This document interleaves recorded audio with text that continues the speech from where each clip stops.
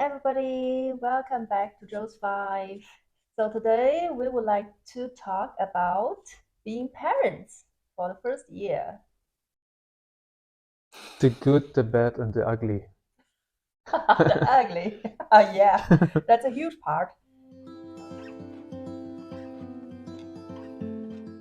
So the background story of the pregnancy, I have updated, I think, 5 videos about my hyperemesis gravidarum. That means the unstoppable pregnancy Sickness? sickness, yes, generally. And being pregnant with Anya, it was a huge challenge for me. I had never ever thought that the mother has to suffer already from the very, very beginning when the pregnancy just started. I have experienced for 5 months this hyperemesis gravidarum and have lost in between 7 kilo and have been in different hospitals because of the dehydration problems, because I basically threw up everything, including water. So the body was often dehydrated after 2 or 3 days of throwing up 30 times, perhaps every day. The huge concern was if the baby is still okay. So Anya got checked very often during this period. At the same time, we have experienced the start of COVID. So it was just everything at once.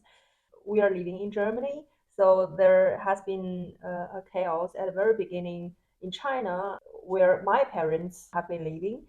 They were somehow relieved that we were in Germany, as I was suffering from all the sicknesses. And shortly after that, Europe has started with the COVID, and they were in panic. And we have considered different solutions to run away from the COVID situation, because at the very beginning, this illness was not quite clear to everybody how it would be developed. Then, as I just got a little bit fit, we have decided to fly to China with my baby in the tummy and with our dogs to hopefully get rid of COVID expression here. And that has not worked already. Yeah. You got a flight ticket back to China, and I got one week later, and I also needed to apply for a visa, which shouldn't have been a problem. But then after my passport has been with the embassy for 2 weeks, I asked them like what's happening, when can I get it back, because I have a flight booked. And they just told me, yeah, they cannot tell me anything right now. Situation is unclear what will happen. Then a few days later, they basically called me and told me they will send it back to me. So there are no visa anymore. And that time you've been already in China, basically, and I was stuck in Berlin. Yeah, so we tried from month 5, I guess, to month 9 during the pregnancy, how I could get my husband over to China, but it has not worked after we tried so many methods. And there was also a lot of discussion between me and my parents, because they have been taking care of me and they have noticed that I got better and the situation got stabilized. But we were all very sad that the dad cannot be there. So I would like to fly back, because there was no chance for him to fly over. And for my parents, it was a no, because it's too risky. I think I was at month 8 or 9 that we have decided that I should fly back. And in the last day, as a pregnant mother that is allowed to fly, I took Lufthansa and flew back with my mom. And then there was again a lot of chaos here, because we had to get contact again with our doula, and we had to rearrange everything. We had to buy baby bed, everything here to prepare for the birth. Then our doula checked me at the final stage, and she suddenly talked about C-section because I was somehow too thin for European standard, and the baby was huge.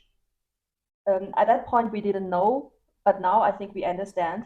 The babies with hyperemesis, gravidarum, that cannot absorb enough nutrition at the very beginning, they tend to absorb everything after the mother gets better and grows very quickly. There is a tendency that the baby will get bigger than the normal babies if the mother gets the hyperemesis. So yeah, the baby was estimated about 4 kilo at that time, and I had 2 weeks time until the due date. Then it was a panic for me because I didn't want a C-section. Thankfully, at the end, we tried every stupid methods just to get the baby out, like eating spicy things, walking every day over 10,000 steps, and moving and doing yoga and every method that I have read online. And the baby was there 3 days after my due date. Basically, one day before they wanted to get it out. Even not one day. Like I had an appointment, yeah, to start a birth, and I had an appointment at I think 8 o'clock, and at 1 a.m. my water broke. So I guess we were all in the last minute stress, and the baby perhaps has somehow felt it and I thought like, okay, I'd better come out on my own. So that has worked. And finally, we got a healthy baby, Anya, with 4.13 kilo, 55 centimeter long. And she was very healthy. So we were very happy already in the hospital without C-section, but with the help of the vacuum, because I could really not naturally push it out. It was kind of blocked Yeah, at some point. The head her was head stuck in my, yeah. So yes, Anya was there, and new parents were still in the hospital. Yeah, the first 3 days we spent in the hospital. I remember it was really hot in Berlin, It like was August. 37 or 38 degrees, and there was no air exchange in our room, and we were just sweating, basically walking in underwear in the hospital. Anya was also completely naked other than the diapers. And yeah, it was really hot. But we had a family room, so we had some privacy, and I think it was good to be on our own. A funny story was that, also as a reminder, I have got the epidural, and after the birth, I felt very tired, and my mother has cooked some rice soup for me, and then I started drinking because they have offered the lunch, but I was not able to really sit up somehow, so I preferred the rice drink.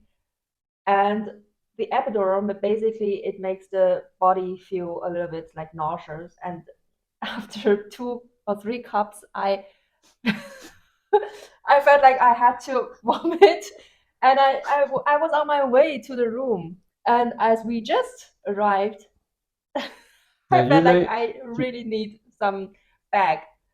We just entered the room, so we had no idea which appliance would be, and this vomiting cup. yeah.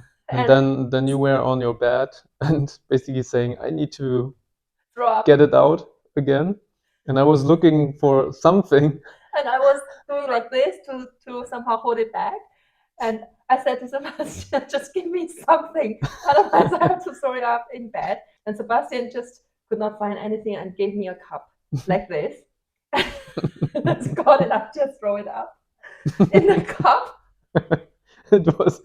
It was a little bit too small. We spare you the details. Yeah, it was just a bit too small. So and the cup was like full, and I had to, yeah. We basically just came into the room, and a few seconds later, we needed to change the whole bed and clean the floor. Yeah, that was the first experience with Anya. and being new parents. Yeah, and the 3 days were okay for me, but the huge challenge was how to get out of bed and how to go to the toilet because it hurt a lot. Yeah, but that part was okay, and the nursing part was also very harmful because it also hurt for the breast by being new mom. Anyway, Anya developed very well. Sebastian has learned everything, how to nurse the baby, how to hug her, how to change the diapers. So then we arrived home. We really started like being parents as we realized was the night. We had to get up every 2 to 3 hours at the very beginning and nurse her so often. After 3, 4 nights, we were all broken. And thank God we had my mom there to support us in the daytime so that I could sleep and you could rest. And that was really a huge help.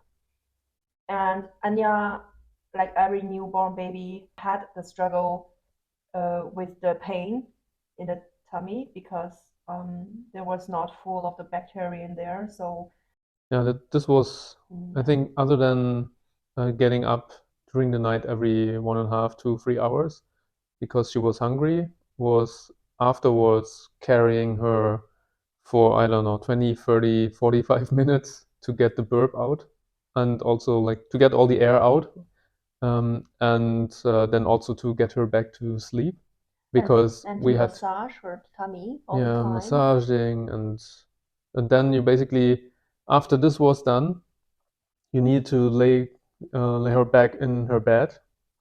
And sometimes because little babies and also small children, they are really aware of movements and differences in touches and so on, even when they're sleeping. So when I put her back in her bed, then I need to be very cautious, not making too much movements, because otherwise she would immediately wake up again, and then you would start the whole routine again.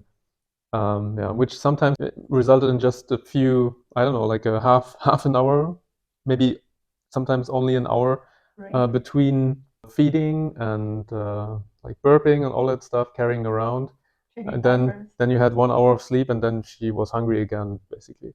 Yeah, so we really cannot imagine how the parents will get over it when they have twins. But for us, a single baby is like so much work already. So a lot of respect if you have twins. And yeah, the first month was okay for me. I had a lot of rest. Then in our anniversary day, so Anya was born on the 19th of August, and we have our marriage anniversary day on the 19th of September. So just exactly 1 month. We had decided to drive out of Berlin to Brandenburg with Anya just for a couple of days. And that was really nice because it was autumn and we had some landscape to see and we had get rid of corona stress a little bit in the center of Berlin. So that was a bonus for us. In the second and third months, Anya got really used to our style. She has never been that kind of baby that has been sleeping for the whole time in the first month. She was very attentive. She was like already the baby at month 2 as she was born because she was huge and healthy. So we figured out that she started to express her needs very quickly. Yeah, it was a great time because in the autumn we could still go out with her. So we went out a lot, walking with the dogs and with Anya. We were tired, but it was okay. Usually we could take a rest or a nap during the day, because your mother was here. But with the time, for me, I think I made a huge mistake. It was that I felt the back pain really quickly by nursing because she was so heavy. So I started nursing her in bed. And normally she felt directly asleep by drinking. And that led to our huge challenge afterwards that she got used to drinking by falling asleep. So every time when she wanted to go to bed, she cried for milk. Yeah. that's how it was. And definitely that's, I think, one point new parents can maybe learn from, to try to not establish this connection too much. And we later on had also a, like, what's this? A sleep consulting Yeah. program, yeah, that we had to pay for someone to correct our bad habits. In the very beginning, I think for the mothers, another challenge is that the baby always wants to get close to you. So Anya actually was healthy and strong enough to drink milk very quickly for 4 or 5 hours break in between, but she didn't want it. She wanted to drink when she wanted to go to bed. She wanted to drink when she felt bored. So for the mothers, it was really hard to tell the difference at the very beginning. And our doula, who was very experienced, has told us, don't let the baby to control the time. You can, there are a lot of cell phone apps, and you can download one app and just time the break and just do it regularly instead of when the baby is crying and nursing her, because that will just destroy all the routine that the parents have tried to build. So this tummy pain, etc., this has lasted for 4 months with Anya. We have been to the doctors so often because we didn't know why she has been crying all the time. It was just tummy pain. And I was lucky that I had enough milk. So instead of going to the doulas or the doctors to ask how to feed the baby without enough milk, I was the opposite, that I could save some milk in the refrigerator for her for later, which has somehow rescued me later. That Yeah. I did not have to get up in the night, that my husband could do it once to feed her from that frozen milk. So during that time, I prepared the milk in the evening, and then I was able during the night to pick her up when she was hungry and going to the kitchen and feeding her, and then afterwards she was usually quite fast asleep again. So that was quite a good experience. Yeah, with that I think she slept pretty well usually, having this break in between. Yeah, and in between we have also tried different diapers. Yeah, I think we started like everyone, like with this One-way diapers. We soon got some like reusable diapers that you can wash and so on.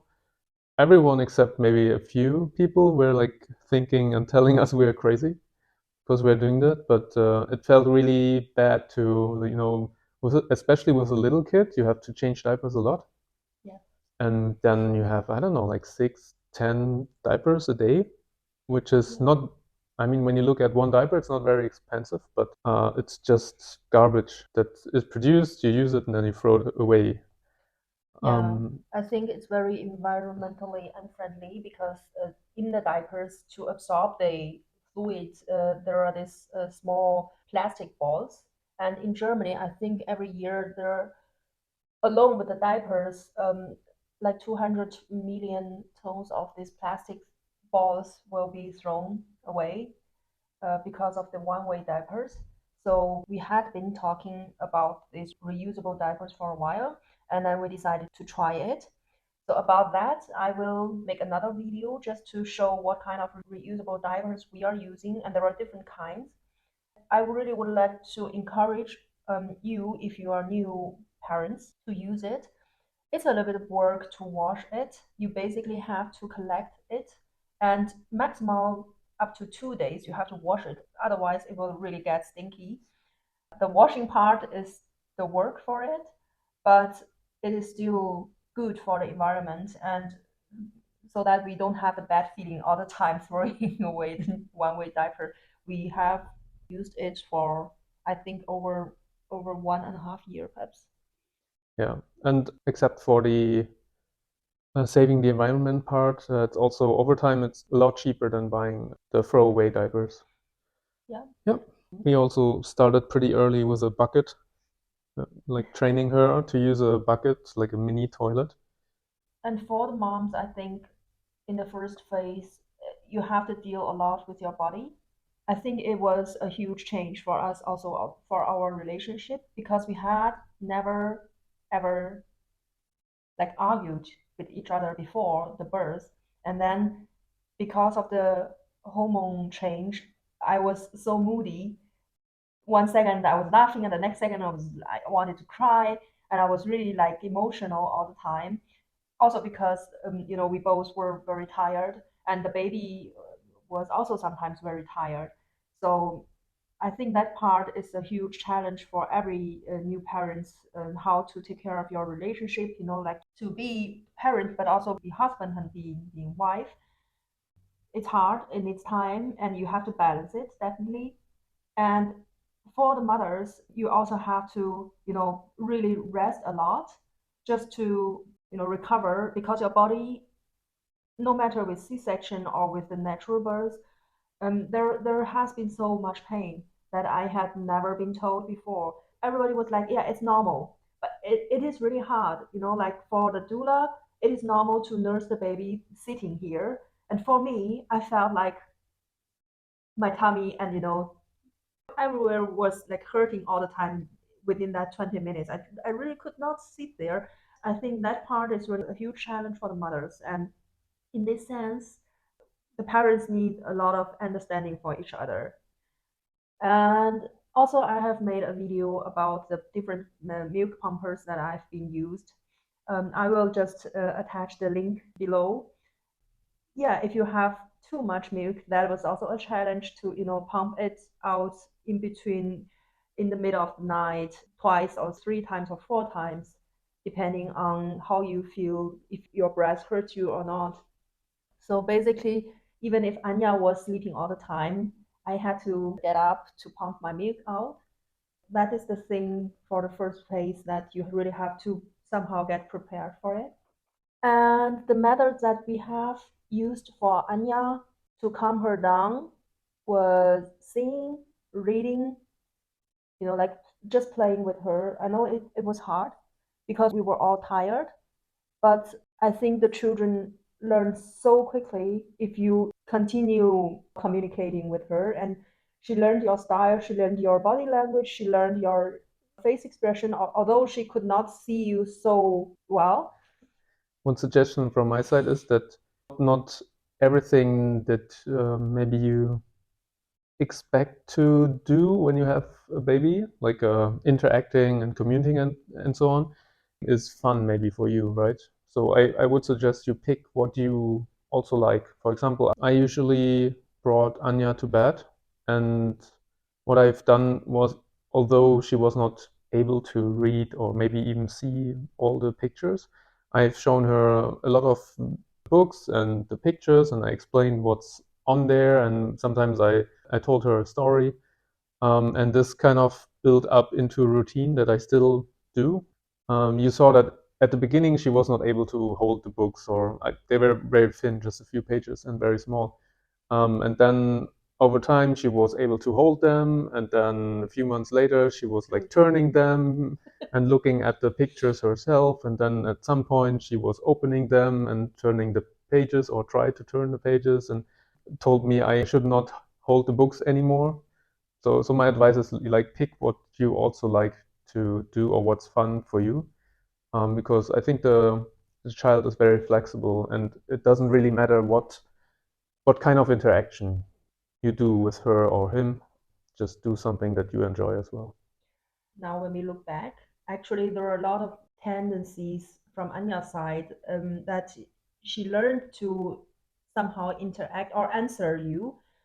It was just not familiar for us. So it was all like, okay, we didn't know what she was doing. But when we look back, the videos show actually she very quickly would like to communicate. So the babies, they are really learning from the very beginning. And I prefer, for example, singing, I like music. And you can easily figure out that babies that are more musical talented, they really would like to hear music all the time. In that way, you can build a really good connection with her or with him very quickly. Yeah, and then Anya was like 5 or 6 months. We have trained continually our furniture and the bed position with Anya. We also adjusted the height of her bed so that she was able to be on one level.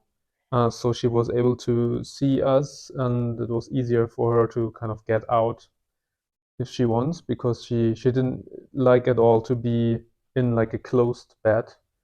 This was really frustrating for all of us. So we changed our setup a few times, depending on what she was able to do. At the beginning, like a closed bed, what you're used to. Then she recognized, hey, I can kind of roll around and I want to get out of here. Like I feel I'm kind of forced to be here and I don't like this. So then we changed to another level. Yeah, as she slept, she got closer and closer. So it was really hard for either of us to sleep just close to her, because somehow she managed to, get so close that she could just roll herself from her bed to our bed, and the one that has to sleep near to her could not sleep anymore. So we had to change it again. We put some, I think, pillow at the very beginning in between, and then it didn't work. She was able to roll over the pillow at some point. Then as she was able to crawl, we need to change again to change the bed from our level back to a lower level, and then we switched rooms to have a big mattress where we could also sleep with her and have her next to us. And it's a lot of changing back and forth. And also I think she was able to really quickly recognize what she doesn't like, and then she expressed it pretty heavily. Yeah. This was a very stressful time as well. Yeah. And another topic for every parent is after like 5 months, we decided to not only feed her by nursing her, but also add the carrot. Yeah, like pre-made baby food. Yeah, at the very beginning, only carrot for I guess 1 month, and then with Potatoes. yeah, banana. Uh, banana is the top. We somehow could save our time by buying this hip baby free food made food, because it was all organic in Germany, so it was good. But in China or in other countries that don't have this organic baby food, and that might be another challenge for the parents, because sometimes you just cook for her for a long time, but she basically only eats that tiny, and then you put this in front of her and she just doesn't want, and it is so frustrating for the parents. The strength and the cost and the energy that you have invested, it was somehow not respected.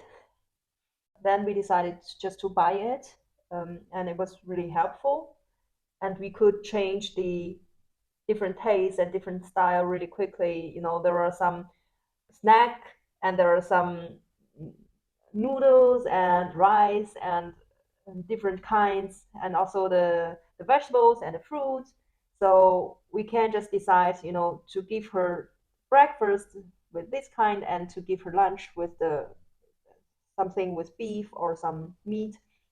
Instead of feeding her all the time, we have tried to, give her the spoon so that she has to eat on her own. And this has really helped a lot for later, that she could use her hands and fingers so well. And she got this feeling with the spoon, and it was really good. It saved us a lot of energy later to really let her eat on her own independently, because this was the phase to help this hand and finger movements.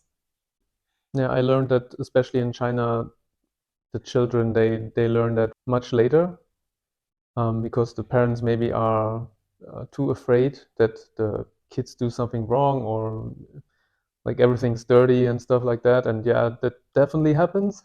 And Yes. it's also sometimes exhausting, because the kids they play with the food and then With the they throw it around, and tomato sauces everywhere. sometimes you need 5 spoons because all of them are on the floor. But I think after 1.5 years, when she wanted, she was able to use the spoon and a fork even pretty accurately already. And this definitely helps when you're only the two of you or a single parent, for example. Then it's really helpful because otherwise you need to cook, you need to then also feed still, and in this time you either need to Clean. you're pretty stressed to eat yourself, or you eat when you don't eat, or you eat just like fast food all the time. It's definitely worth the while and the effort to make your kid in that regard a bit independent early. Yeah, I think there were a handful of times that we really needed to shower her directly after this eating action because she was all covered with some sauces.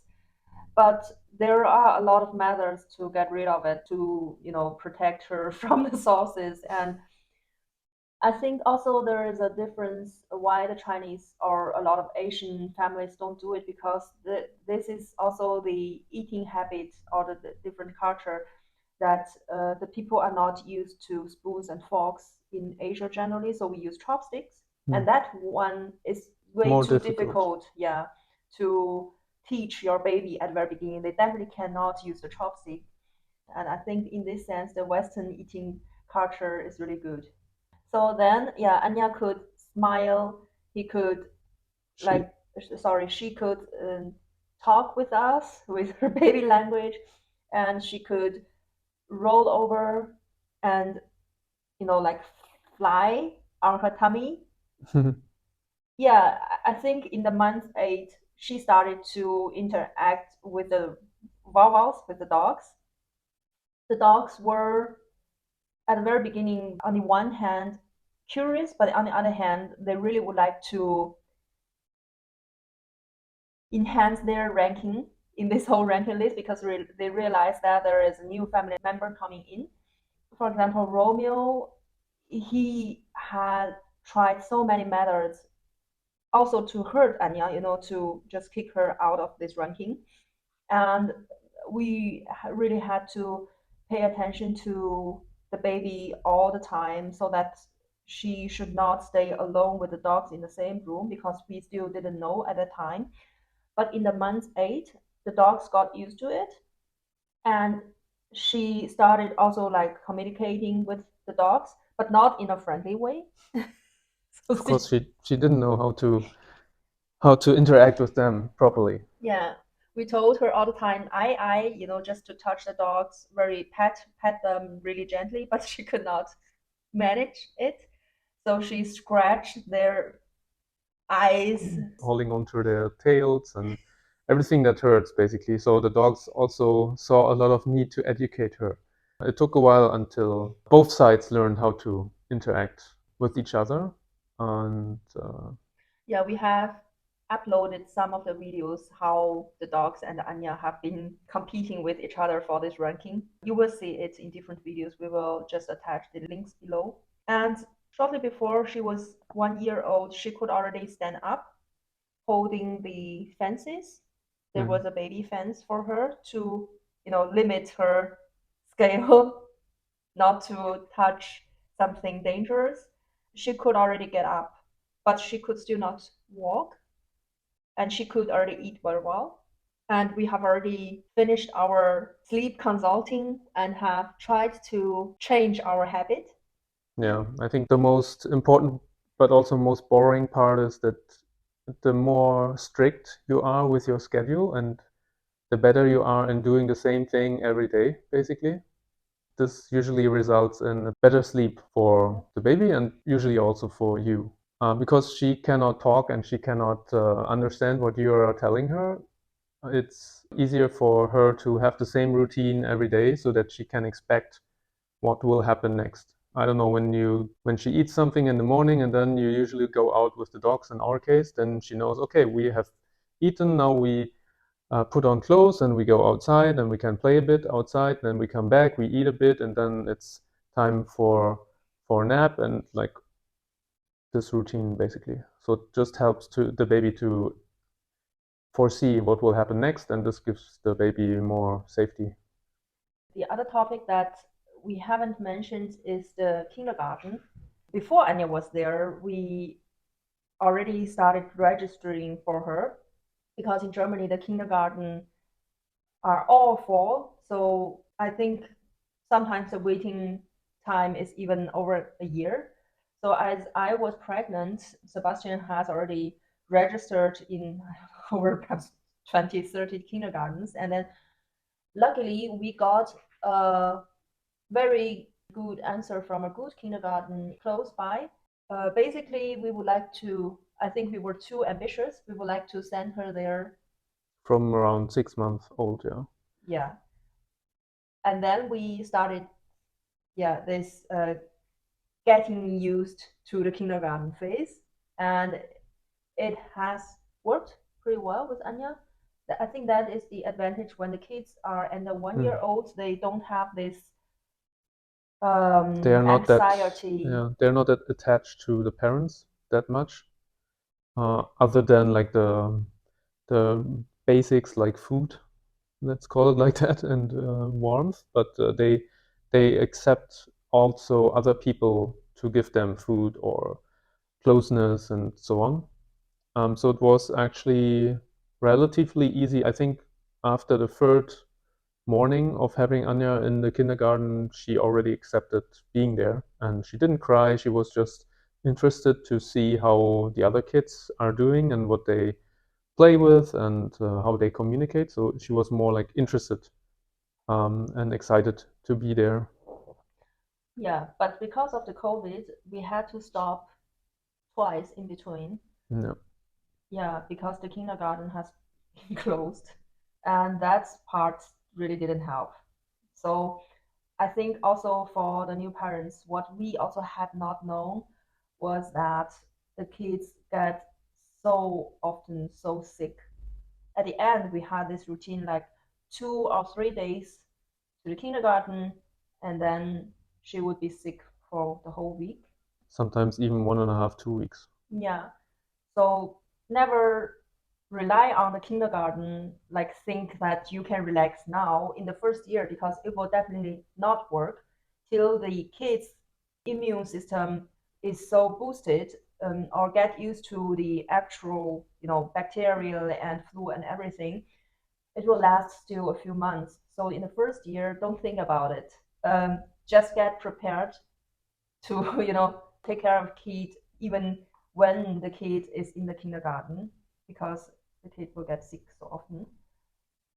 Yeah, and that part somehow has also had a very bad influence on our working situation. We both were, I mean, I was too perhaps innocent or, I don't know, naive or ambitious, any word of them should be correct. Yeah, and I was planning to go back to work after 6 months parental leave. And Sebastian, I think, I had 2 months of break, and then I started with 4 hours per day, yeah, 5 days a week, and then 4 or 5 months later I started 6 hours a day and so on. So this, for me, that worked okay, and I also had time to do this acclimatization at the kindergarten with her, and then I worked outside next to the kindergarten. It was summer, luckily, and then I just after a few hours I picked her up again. but Yeah. for me it was a disaster, because I think it really depends on your working environment, like what kind of colleagues you are having and with whom you're working. So my colleagues, they are either young or they are dink, so they don't have kids at home. So it's really hard for them to understand why the hell I was like sick all the time because of taking care of the sick kid. And the work has not functioned well, the teamwork either. And that leads to a lot of stress also for us at home. At the end, we were all traumatized somehow that we could not ask for, sickness Sick leave, vacation, yeah. because the team would just explore. So in between, we talked a lot about, just quit, just don't do it anymore because it just doesn't work. And somehow we managed to exist. And now, after the first year, the teamwork and everything went much better. But the very beginning, the first 6 months, is really not easy. And I would highly recommend, if you would like to go back to work, at least take enough rest and take this sickness phase of the kid into consideration, that you really have to be prepared that your kid will, like get sick and you have to take care of her or him then for 1 week or 2 weeks in between. So if you work in a team with a high pressure and a lot of cooperation and projects, then you really should consider take a whole year as a parental leave. That might be much better for you and for your team and also for your partner and for home. So that was something that we had to really learn through the pain. Yeah, for me, it was also really much depending on the team. Some teams, although there were some people in there having kids, although the minority, it was, especially with working remotely, I think they had the feeling of, hey, I'm not doing anything, I'm just taking breaks all the time. But we often just had a sick kid here, and even when she was taking care of her, I often needed to help here and there. So it very much differs what kind of support you get. And it can really stress you out because the pressure increases on you, that you're not delivering, that you are not there for the team, that you're not building up a bond between the other colleagues. Yeah, that's really tough. I can imagine why this old style separation between the person at home, which usually has been the mother, who takes care of the kid, and the person that goes into the office or works, why it still is hard sometimes to break that up and try to have a better balance. We are very ambitious in that sense as well. We wanted to have a balance. You wanted to not be out of your job for too long, and me as well. And then we also both wanted to share the load of the parenting, but still this increases then also the communication you need to have between the two of you. If there's only one person taking care of the kid, usually like 95% of the time, it's clear who will go to doctor, who will take care when he or she is sick, who will do the acclimatization at the kindergarten, and that's pretty clear in most cases. But when you share the load, it's also a lot of communication which comes on top. Yeah, I think we tried to not stay in that traditional style, that the father goes out and mother stays at home. For me, I have been working at the university as a researcher, so our project is all limited contract, very dependent on the third party funding. So if you don't go back and after this project, you're completely out of this academic world. So I can understand that a lot of parents that work as researchers would like to go back quickly. But in this case, also because we don't want to, fall into this conventional style that the father goes out connection with the baby, we somehow mixed up every missions and tasks together. That yeah, today it's my turn to take care of Anya. Tomorrow it's his turn, and then he gives a hand if I need help. If Anya has fever to I don't know up to 40 Celsius degree, and the other day I have to give a hand because he had meeting or he is too tired. It's really hard if everything is mixed up. So you really have to be patient and thoughtful for your partner and for the family be here. So now the interview part. Mr. Uke, how did you feel as new parent in the first year after Anya was born? I think the first year was very tough. I think. I mean, with a little kid, most of the times are tough but different. But still, the first year I think was the worst when it comes to the sleep deprivation, and um, when it comes to just adapting to what you need to do now. So it's not like you can rent a kit and then you try it out for a month and then you decide if it's for you or not. You just have it, and you cannot foresee what's necessary. And when it's your first one, you also don't know what you need and where you need help and what could happen. And if the child is sick, what is the sickness that's normal and what's too much, and like all those things. So I think this was very stressful, just adapting. And for her, I guess, as well, adapting to us and our daily life. And what's also difficult is being forced to stay more local. So our radius was reduced to maybe a few kilometers around our home. So yeah, there's a lot of change going on, and for me it was hard to just accept that it is like this. And I knew things would change a lot, but because I didn't know what exactly, yeah, it was still hard to accept just what will happen and to be adjustable and adaptable to the situations. I think that's the most important part, to stay adaptable like all the time with a kid, because they also change so often that sometimes you think 2 weeks back and you think like, okay, now she can use some things on the playground that she wasn't able to 2 weeks ago and stuff like that. So there's a lot of change going on, and you basically don't have your rhythm anymore. And it also, which is a good and also sometimes struggling part for me, is that you're kind of forced to go back to the roots, so to your emotions as well. Like as a grown up, you kind of are forced by the society to leave your emotions behind, or hide them, because everything has to work in a certain way. And children, they show you really frankly how they feel. If they're sad or if they're angry, then they cry. Sometimes they cry that much that they're not able to get any other input. Like they're just crying. They cannot hear anymore. They don't see anymore. But on the other hand, when they're happy and they have fun, they're also laughing and just being in the moment and enjoying themselves. So that's something that I also think is good for me, but also I think good for a lot of grown-ups to have someone to show you where you're coming from, and maybe also finding a new balance between this your emotional side that you maybe hide a lot during the day because you have to at work or wherever, and the actual daily life in our society. So I think the most important thing is to rest. No matter if you're father or mother, you really have to rest enough. And that is the basic functional point, how your team, like between you and your partner or the whole family, will work.